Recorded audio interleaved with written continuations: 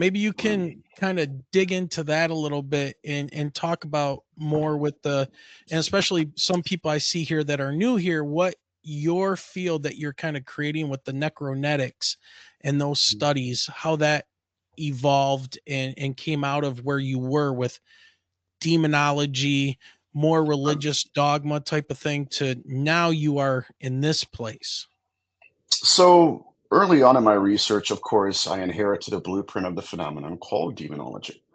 You know, when I grew up as a pastor's kid, my father was flying in Hebrew scholars from Israel, and so I'm eating Chipotle, picking their brains. Like, okay, I knew what I experienced growing up in the haunted house, right? I saw apparitions, what I thought was something demonic, you know, and so I thought, okay, I'll pick their brains. And so pretty much the earliest concept of what we're talking about I got was Nephilim, you know, watchers and that kind of Jewish mythology.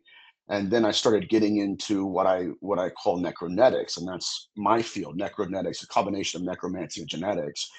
And it's centered around the self-replication of a species. And that species, to me, they do appear to be sorcerers.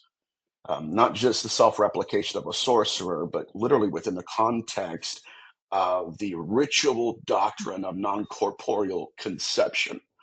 Early in demonology, it was recorded various cases where women was their specific victimology. They were being haunted by entities that were grooming them into very compromising positions and then inseminating them with a fetus. And so a lot of my field centers around Sinister Amino, Montague Summers, Bernard of Gordon, what was once considered to be larvae, literally being hatched within the wombs of hybrid mothers within demonology.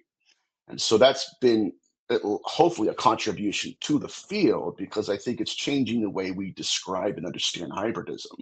But what that kind of did for me, unintentionally perhaps, is it kind of broadened my scope. And now I'm stepping into the dark dungeons of ufology